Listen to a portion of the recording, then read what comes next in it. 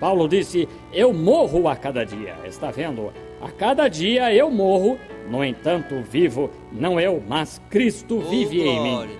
So if your physical body needs food each day and drink each day to survive, your spiritual body needs spiritual food and communion with the Lord each day to survive.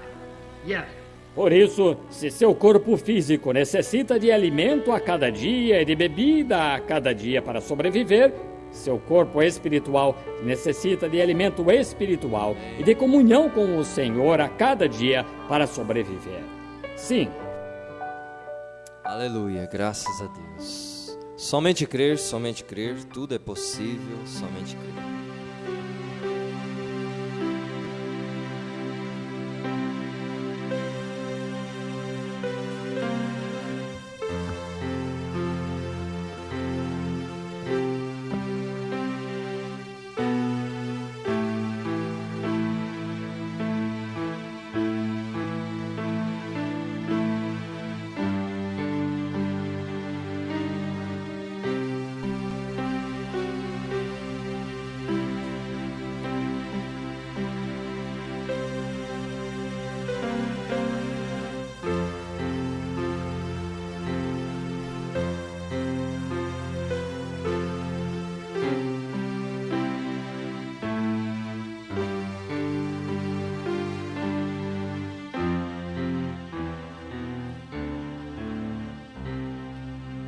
Senhor Jesus Cristo, Deus Todo-Poderoso é o Senhor, ó Pai, conhecedor de todas as coisas.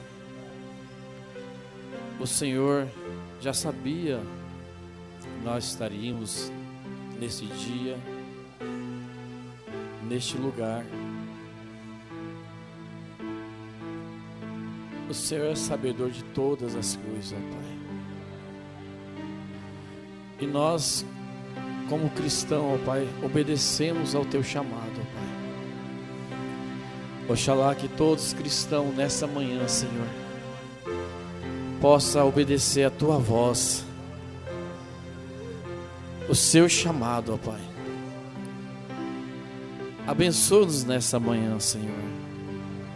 Perdoe minhas falhas, Senhor. Que não seja eu, mas seja o Senhor. O Teu Espírito Santo, ó Pai, possa falar nessa manhã. É o que eu te peço humildemente, ó Pai, em nome do Senhor Jesus Cristo.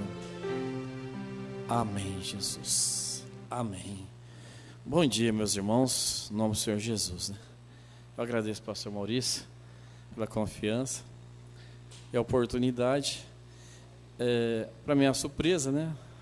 A gente ama estar sentado ali ouvindo. O pastor Maurício, ele tem um dom maravilhoso, né?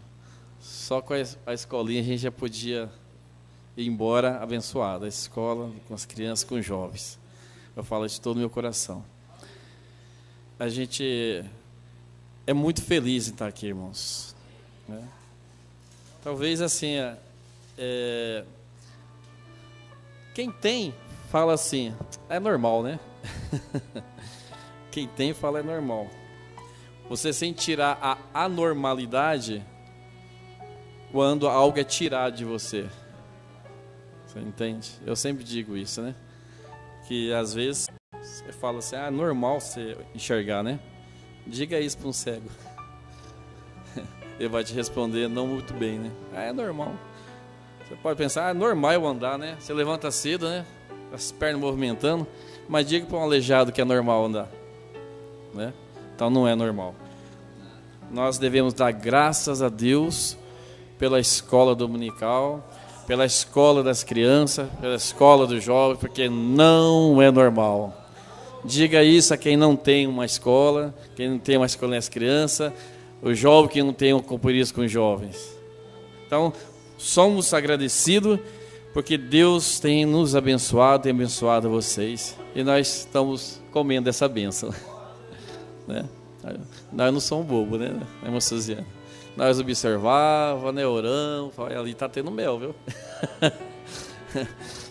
É que nem a rainha de Sabá, né? Não tem distância. Para você se alimentar bem alimentado, né? Não tem distância. Vamos, irmãos, ficar de pé. Deus abençoe o irmão Gabriel, que está lá nos assistindo, né? Ele, domingo que vem, vai estar conosco, né? Minha esposa não sabia que eu ia trazer a palavra.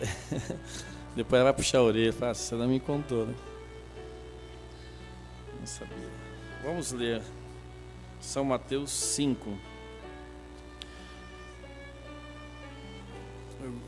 Se Deus abençoe, eu gostaria de completar, né, a mensagem no tempo certo. São Mateus 5,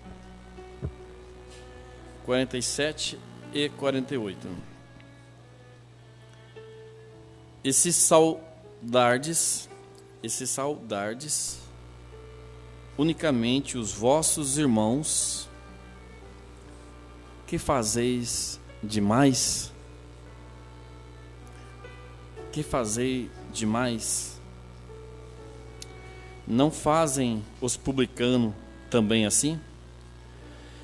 Sede vós perfeito, como é perfeito o vosso Pai que está no céu. Que o Senhor Jesus abençoe a leitura da sua palavra. Amém. Tem algum hino? Não? Amém. Vamos meditar na mensagem A Perfeição, irmãos. A perfeição. Eu quero correr um pouco na leitura. Essa mensagem A Perfeição, irmãos, eu creio que todos os irmãos já leu, né? O profeta vai abordar algum assunto já conhecido.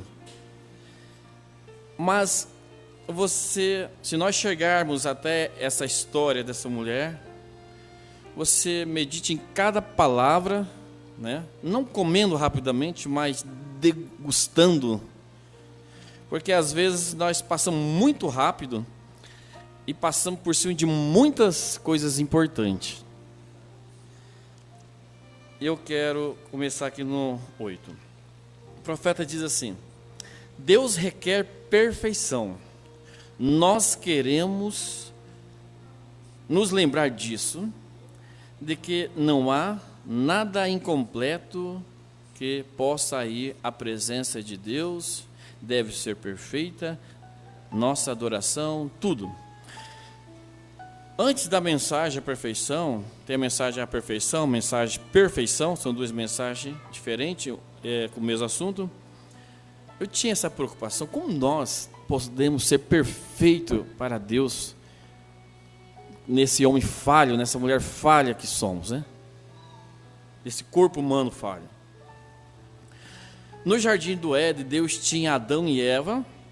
Eles pecaram, transgrediram as leis de Deus, e ao pecar, desobedeceram, e quando a transgressão veio, a desobediência e a transgressão da lei, e a lei de Deus, ele sendo santo, inadulteradamente santo, então nenhuma mancha de impureza pode, algum dia, permanecer em sua presença. Então, se o pecado veio ao mundo pela transgressão, então o pecado tem de ser acertado antes, mesmo que o pecador possa entrar na presença de Deus. Eu digo assim no meu evangelismo, eu falo para as pessoas assim, falo assim, ó, o pecador não arrependido será como uma vela na frente de um fogo. Ele se derreterá, desintegrará perante Deus. Nenhum de nós podemos ir na presença de Deus sem o pecado ser acertado. Acertado. Porque o nosso Deus é santo. Santo, santo, santo é o Senhor. 3 vezes santo foi dito. Agora a lei, nenhuma carne é salva. A lei não pode nos salvar. A lei era aquilo que nos colocava na cadeia, mas ela não tinha nenhum poder redentor. A lei apenas nos mostrava que éramos pecadores e condenava. Isso é o que a lei deve fazer, é para trazer condenação. Ou para mostrar-lhe onde está seu erro. Então a lei, propriamente dita, não podia salvar. Ela podia somente acusar. E Deus, sendo santo e justo, ele tinha de ter uma acusação. Ele tinha de processar o pecador, porque ele tinha cruzado os limites da graça. Ele tinha se tornado um cidadão violador da lei. Então, ele tinha de receber devido tratamento. E toda lei tem uma penalidade, pois a penalidade por transgredir a lei de Deus é morte. E ela tinha que projetar a morte para a raça humana. E toda a raça humana estava sobre essa lei. Toda a raça humana. Agora, quando Adão e Eva tinham pecado, não havia maneira nenhum outro remédio para que pudesse algum dia estar na presença de Deus novamente, a menos que aquele pecado fosse acertado. E nenhum homem pode cometer pecado de qualquer tipo, não importa quão pequeno ou quão grande, aquele pecado individual tem de ser acertado antes que aquele que cometeu possa ficar na presença do Santo Deus. Às vezes nós temos, e às vezes eu faço isso, falo coisas duras para que as pessoas possam enxergar a verdade, porque parece que todo mundo que morre vai para a presença de Deus. Ele tem uma vida toda mundana, né? O mundo aí, a pessoa morre, não, agora está na presença de Deus. E às vezes eu digo, olha, chega de ser criança. Se não acertou perante Deus, às vezes ele no leito da morte consertou com Deus, nós não sabemos. Mas se ele não consertou com Deus, não há salvação. O pecado tem que ser acertado em vida. O profeta chega a dizer do jovem rico, que aqui estava sendo o culto fúnebre dele, a igreja cantando um hino, o sacerdote dizendo que estava na presença de Deus, e na realidade ele estava no Hades, estava no inferno. E tocaram o hino, levantaram a bandeira, né? Hastearam até meio.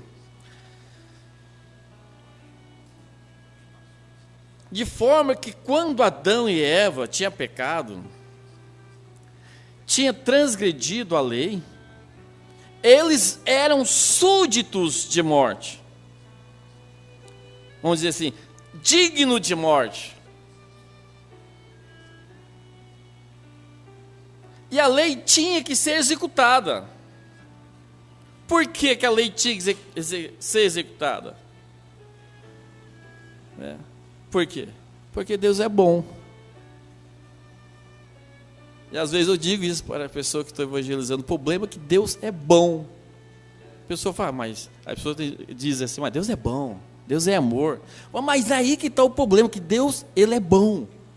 Para ele permanecer bom, ele tem que aplicar a justiça. Porque se ele não aplica a sua lei, ele se torna um juiz que não é bom, mal.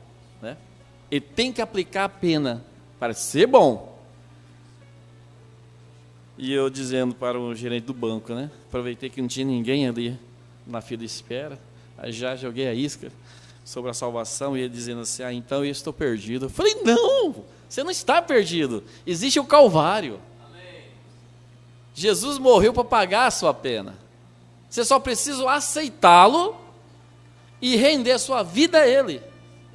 Ele pensou e disse, eu preciso conversar mais com você. As pessoas só vão para o inferno se elas quiser. O profeta chega a dizer que Deus não lançará ninguém para o inferno. As pessoas por si mesmas se jogarão para o inferno. Então colocou toda a raça humana sobre a pena de morte. Se pudéssemos simplesmente nos acalmar por alguns momentos agora, em nosso pensamento, e olhar para esse grande quadro, e lembrar que cada pessoa aqui está inclusa nisso, cada homem, mulher, criança, está inclusa na pena de morte, pela transgressão do cabeça da raça humana, Adão. Pela sua transgressão, cada um de nós caiu vítima do pecado. O pecado tem que ser acertado. O acerto faz com que as correntes do diabo se rompem. Então Deus, em sua grande infinita e seu grande amor, a lei era para separar o pecador do seu Criador. Então ele ficou aniquilado. E totalmente aniquilado. Não haveria maneira dele jamais voltar, a menos que o pecado fosse acertado. E seria muito fácil então crer em uma total aniquilação do pecador no final, pois ele está completamente, para sempre, separado da presença de Deus. Que triste, né? Mas então, se voltarmos só um pouquinho e verificarmos os próprios atributos de Deus, a Bíblia claramente nos diz que Deus é amor, mas ainda sendo amor, ele tem que ser justo. Então o amor não significa apenas uma coisa que possa acariciar ou brincar. Às vezes o amor é corretivo. Às vezes as crianças não entendem, às vezes os jovens não entendem, mas o amor é corretivo. O amor é justiça de Deus. E às vezes até nós que somos mais velhos, né? Temos que, às vezes, ficar quieto, porque às vezes Deus nos corrige e nós temos que permanecer quieto. O profeta diz, onde há dúvida, então você para. Não avança, deixa Deus agir. E às vezes Deus está agindo em silêncio. Então o amor de Deus se compadeceu dos seus súditos. E quando o amor divino é projetado, a graça soberana produz o objeto do amor. E Deus, por presciência, quando Ele tanto amou a sua raça, ainda sobre a penalidade, Ele fez com que a morte substitutiva sucedesse no jardim do Éden. Oh, glória a Deus, né? Morte substitutiva. Isto é, Ele substituiu uma criatura inocente, um cordeirinho que não conhecia pecado e serviu como substituto para obrar, para morrer no lugar do pecador culpado. A graça entrou em ação. Foi um cordeiro morto para manter a vida dos seus súditos. Por todo o Antigo Testamento oferecia sangue de cordeiros, cabrito, ovelha, touros e novilhas, uma morte substitutiva. Mas em toda a grande economia de Deus, havia um fundo em sua mente. O real objeto por vir, o que seria eles? Era a sombra, aqueles animais era a sombra, apontando para o real, que era o real objeto que estava por vir. Era o seu filho unigênito, único.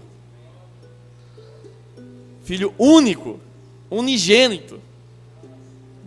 Todos os cordeiros que morreram era apenas uma sombra. E uma sombra é apenas um lado negativo de um objeto. E eles apenas falavam da vinda do Calvário. Aleluia.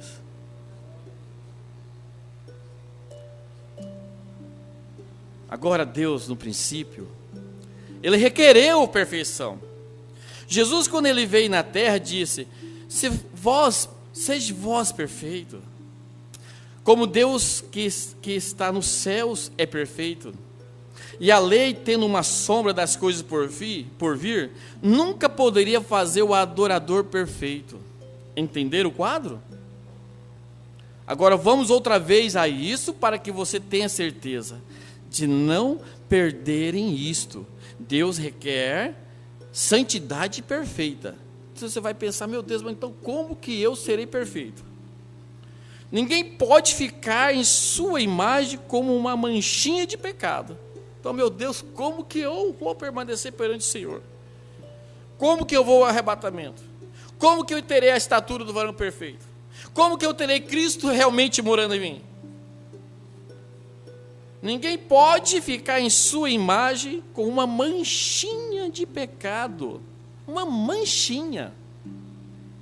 Uma manchinha. A menor que seja, nenhum de nós pode ficar na presença de Deus, porque Ele é santo. Só há um jeito vocês vão entender. Jesus testemunhou o mesmo e disse: sede vós perfeito, exatamente como Deus no céu é perfeito. Se houver alguma coisa que eu possa fazer para me tornar perfeito na presença de Deus, há algo que eu posso fazer? Será que eu deixar de tomar todas as ceias? Será que eu participar todos os meus dízimos? Será que eu amar todos os órfãos, a viúva, ajudar todo mundo? Será que há algo que eu possa fazer de mim mesmo? Eu sempre digo isso. Então Cristo morreu em vão. Cristo não tinha que morrer por mim. Se há algo que eu posso fazer para ser um cristão perfeito, se há algo que eu posso fazer para ser melhor que o meu irmão, mas aquele é fraco, aquele é isso, aquele é relaxado, aquele é isso, eu sou melhor. Então Cristo não morreu por você, irmão. Cristo não morreu por você. Se há algo que eu posso fazer, então Cristo não morreu por mim. Se houver uma coisa que você possa fazer, então aí alguns podem dizer assim: não, mas eu nasci no lar cristão, meus filhos foram criados no lar cristão, nós tivemos todas as coisas corretas, amém, isso é bom, mas isso não dá o mérito para nós sermos perfeitos. Vocês estão entendendo? Não dá mérito para nós sermos melhores do que o outro, porque os nossos méritos não nos colocarão no céu. Se houver alguma coisa que você possa fazer, que algum mérito na presença de Deus, então Cristo morreu em vão. Nem guardar a lei, nem suas ideias legalistas, nem um pouco da sua própria santidade. Então isso aqui, irmão, ele vai arrebentando as pedras denominacionais que às vezes nós podemos criar em nossa vida cristã, o espírito de religiosidade. Eu sou assim porque eu faço assim, eu sou melhor porque eu faço assim. Preste atenção, ó. Guardar a lei, nem suas ideias legalistas, nem um pouco suas próprias santidade, então não resolve. Nada que você pudesse parar de fazer. Eu vou tirar isso, eu vou aplicar o sinal, porque tem que aplicar. Mas ainda não é isso. É isso, mas ainda não é tudo isso.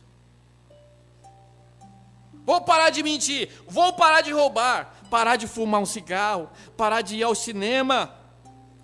Ainda assim você está perdido. Ainda assim está perdido. Meu Jesus amado, nada pode fazer. Unir-se à igreja. Então vou me unir a essa igreja. Rituais, cerimônia, batismo, ordem de igreja. Olha aqui, irmão. Ordem de igreja. Leitura de credos. Fazer preces. Todas essas coisas de nada valeria. Mesmo assim você estaria perdido. Perdido. Você não pode fazer coisa nenhuma por si mesmo. Isso aqui vai diminuindo nós, irmão. Vai diminuindo, até todos nós ficar da mesma altura. Todos nós ficar da mesma altura.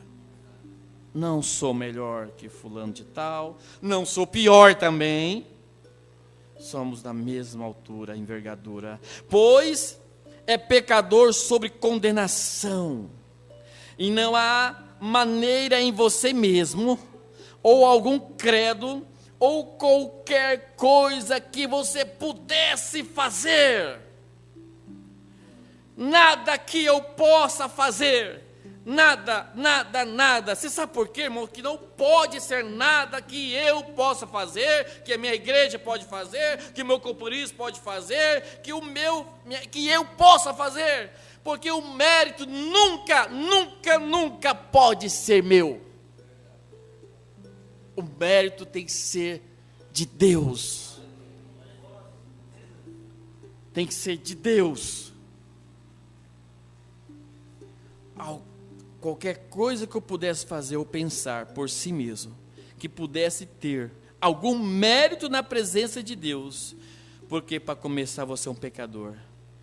A Bíblia declara que todos nós nascemos em pecado, fomos formados em iniquidade, viemos ao mundo falando mentiras, e Deus não poderia tomar um homem para morrer pelo outro, porque é tão culpado quanto o outro.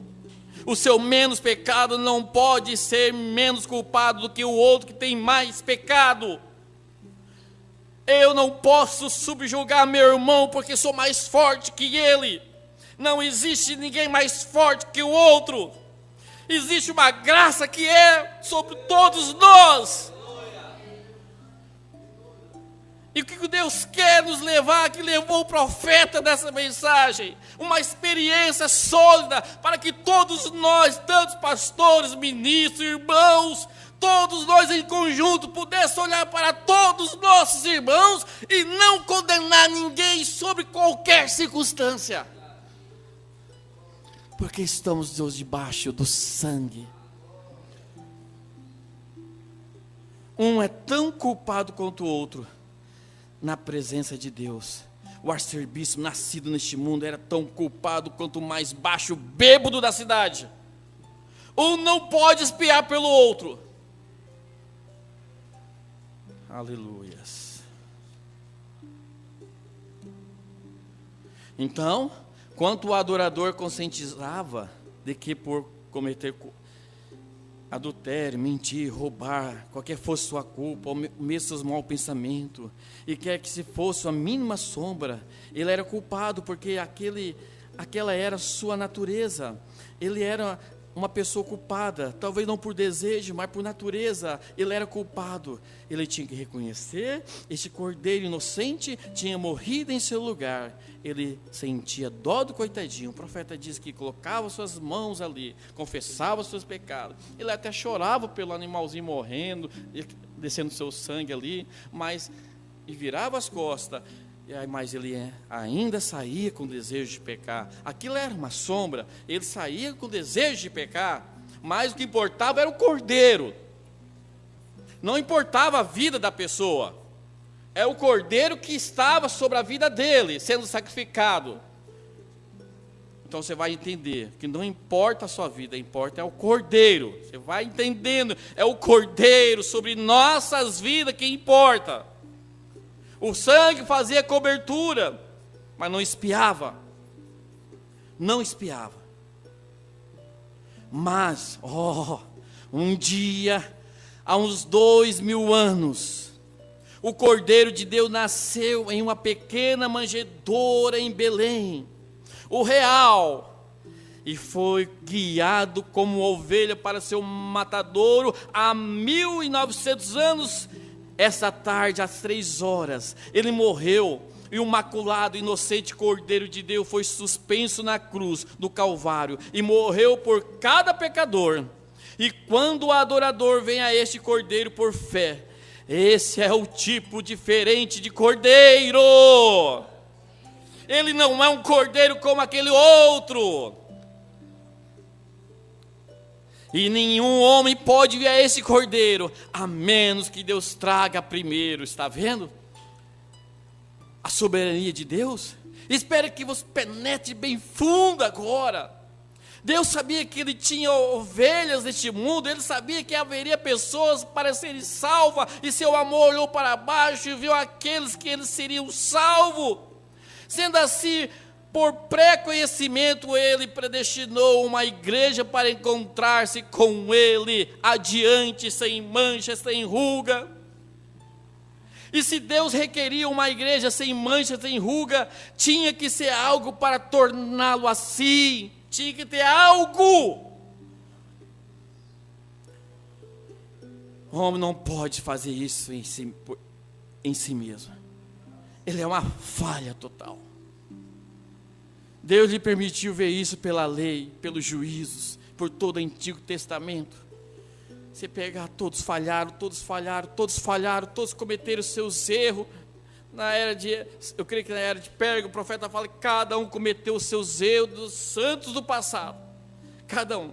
Mas todos aqueles eram de Deus.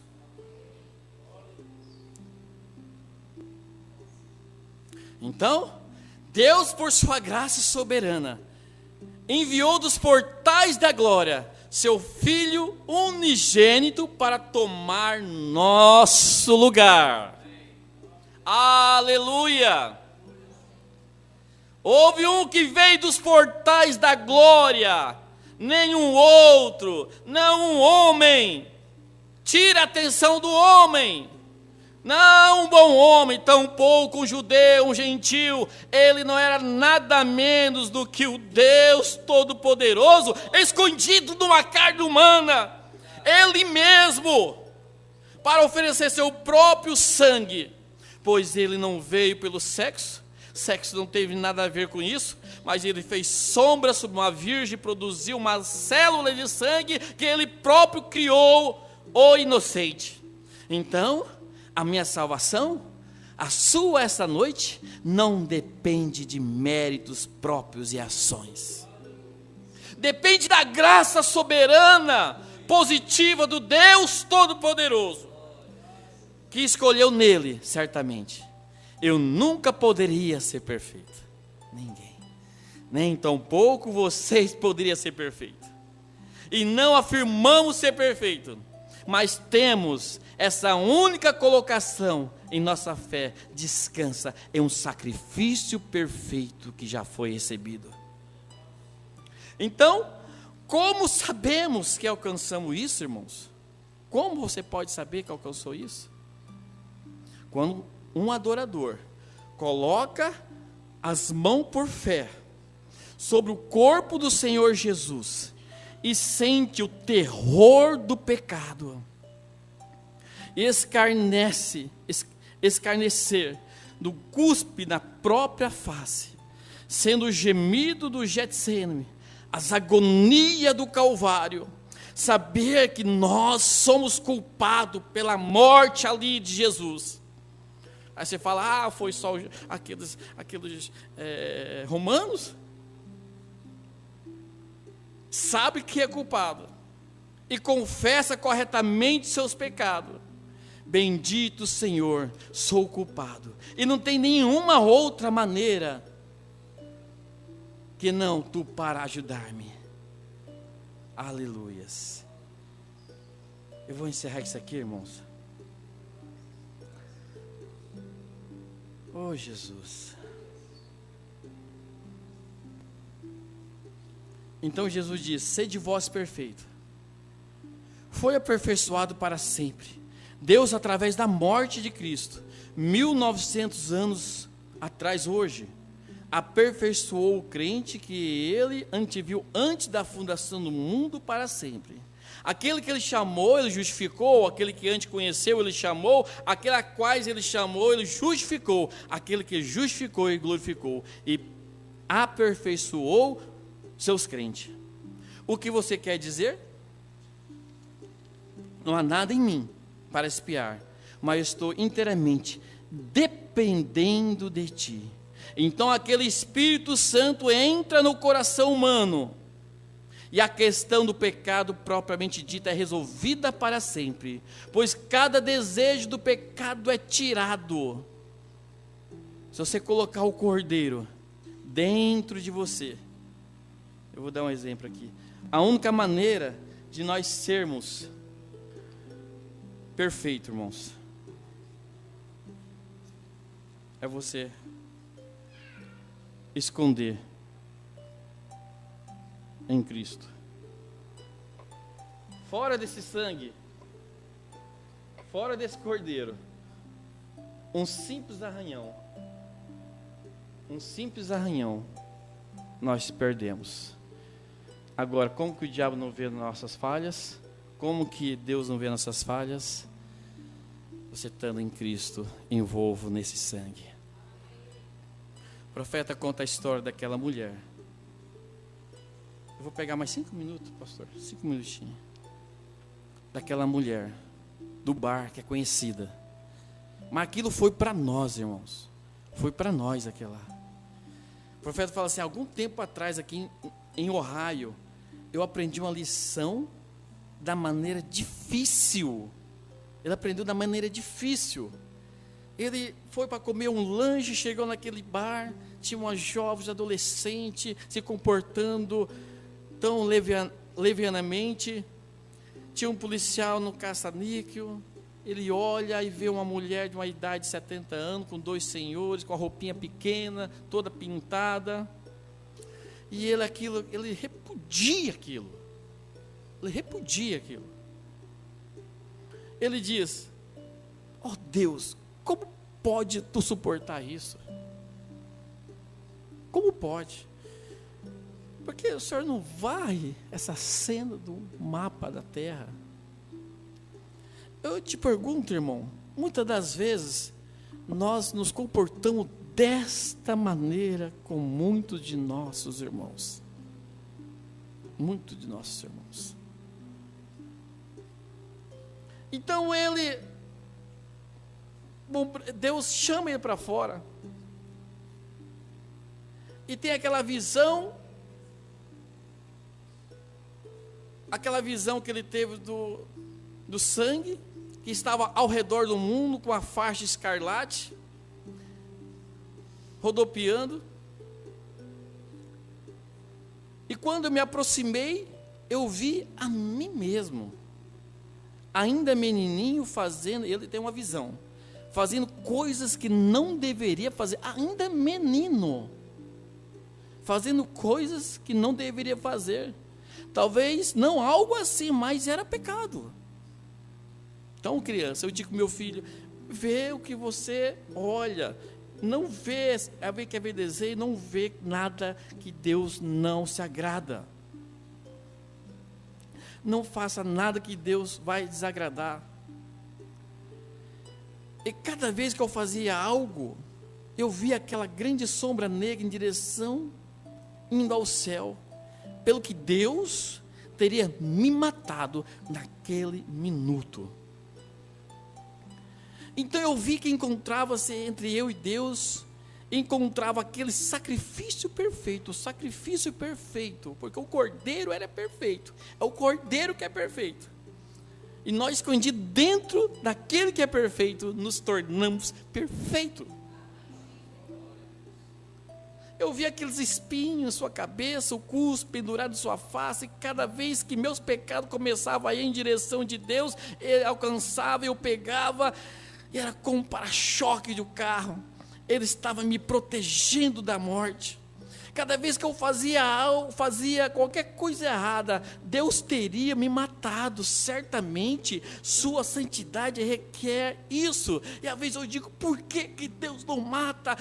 Por que Deus não destrói essa festa carnavalesca? Quando as pessoas blasfemam, quando esses contadores de piada blasfemam, por que Deus não mata?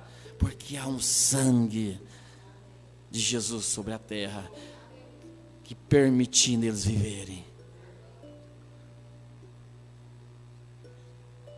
E cada vez que eu fazia qualquer coisa, ou que você faz qualquer coisa, que eu faço, que todos nós fazemos, que aquele irmão que nós não gostamos, que fulano de tal que não gostamos, que ciclano que cometeu esse pecado, nessa hora, todos nós nos tornamos mesma coisa. Ou que você faz qualquer coisa, o sangue de Jesus age como um para-choque. Eu vi aquela faixa de escarlate que significa que o sangue ainda protege a terra. Aleluias.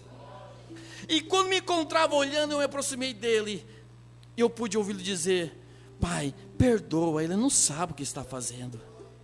E olhei para baixo e havia um livro, e ali havia um anjo registrando em pé ao seu lado. E todas as vezes que eu, Creve Luiz Caetano, pecava, era colocado no livro. Você coloca seu nome. Meu nome estava nele.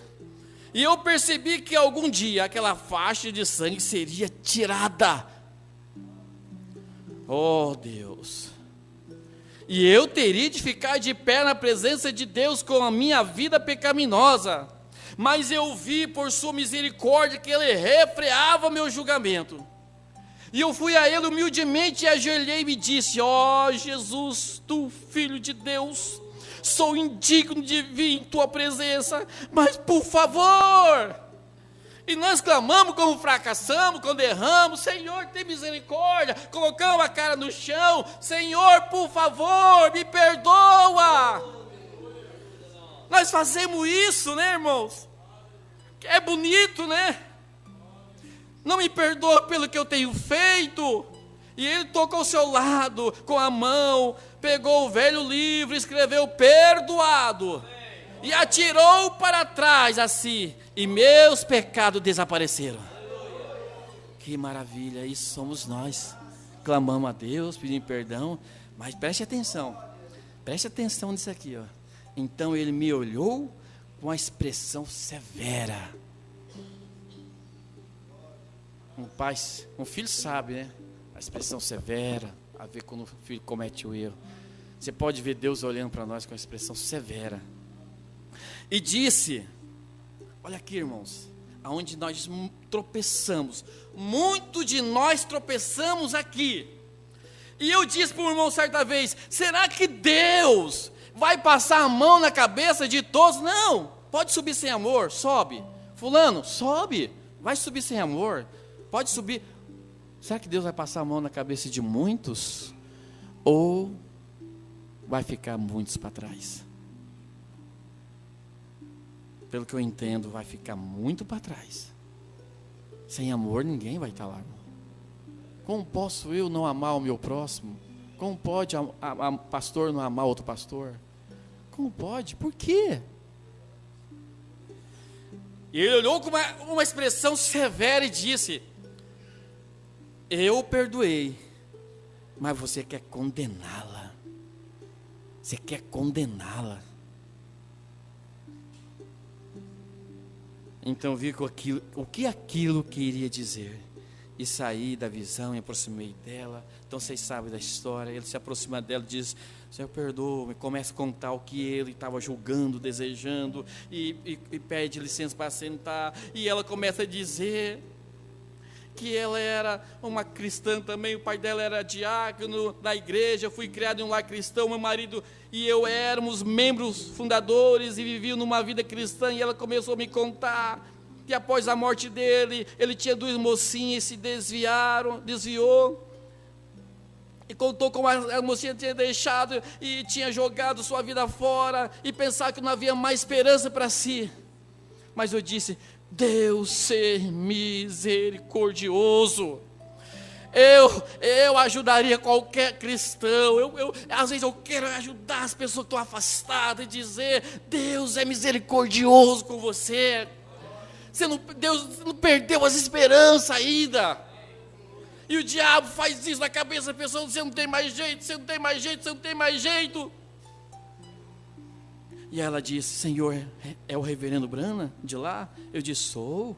Ela disse: eu estou envergonhada de mim mesmo por estar sentada aqui dessa maneira. E ela pergunta: o senhor acha que haveria uma chance para mim? E eu disse: Jesus está com seus braços estendido, esperando que a senhora venha.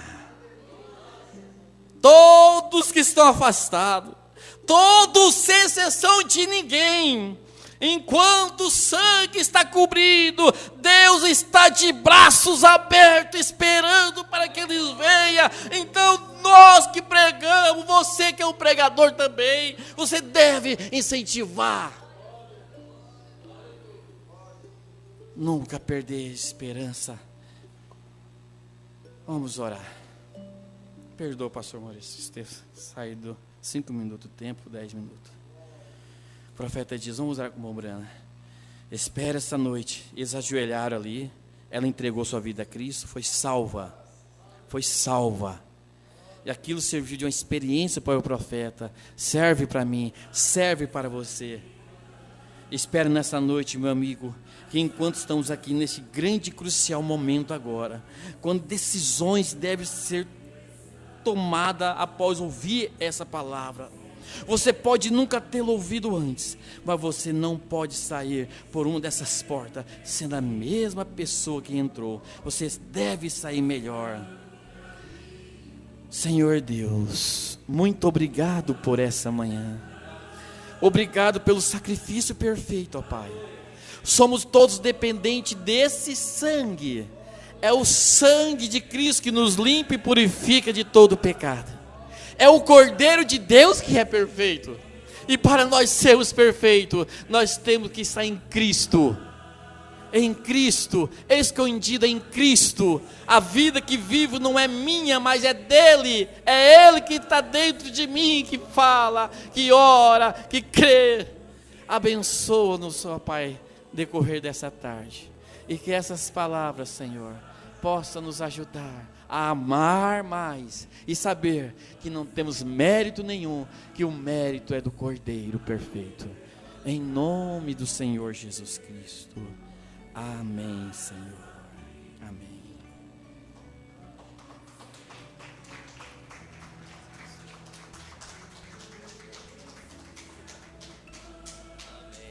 Vamos nos colocar de pé, irmãos. Fomos abençoados, amém? Fomos abençoados. Deus falou conosco nesta manhã, graças a Deus. Olhe para... Ganhei um relógio. Olha a graça. Graças a Deus. Olhe para todos como Jesus te olha. Olhe, olhares de misericórdia, compaixão. E sempre com esse olhar assim, tem jeito para você. Teve jeito para mim, tem jeito para você. Nós vamos levantar nossas mãos e dizer, Senhor, abençoe o pastor Creve, que estará completando mais um ano de vida amanhã. Acrescente as suas porções na vida dele. Em nome de Jesus Cristo, é um pedido da irmã, sua esposa, a oração da igreja em favor do pastor. Em nome de Jesus Cristo, abençoe a ele, pastor. Ó Deus, o pastor Creve, completando as suas bênçãos na vida dele, em nome de Jesus Cristo, por mais um ano de vida. Oramos para a tua honra e tua glória. Amém, Jesus. Amém. A irmã quer fazer uma declaração para ela? Graças a Deus. Muito bem, amados. Domingo que vem estaremos de volta com mais uma escola dominical abençoada. Eu programei, eu havia programado de estar em Teodoro essa semana. Então os irmãos vão ouvir o anúncio de Santa Ceia em Teodoro na quarta-feira. Mas nós vamos somente na outra semana para Teodoro. Essa semana nós vamos ficar aqui ainda. Amém? Na outra semana nós estaremos indo para Teodoro na terça-feira. Já comuniquei aos irmãos lá que eles vão ouvir o aviso, mas eu vou somente na outra semana. Amém? Então se os irmãos ouvirem o anúncio, a Santa Ceia será na outra quarta-feira. Eu creio que é dia 17, se eu não me engano. Deus abençoe o pastor Creve por ter vindo, né, com sua família mais uma vez. E quarta-feira estaremos aqui com o culto de oração, sexta-feira a pregação da palavra e domingo a escola dominical. Amém? Dá um abraço que está ao seu lado. Deus os abençoe em nome de Jesus Cristo. Deus abençoe o irmão Antônio Dornelas, que tem acompanhado essa programação lá no seu trabalho. Deus abençoe a irmã Ana Paula e a irmã Ana Clara, Araçatuba, São Paulo. O irmão Gabriel Neves Paulista, Deus abençoe a todos os irmãos que nos acompanharam pela internet, em nome de Jesus Cristo. Amém.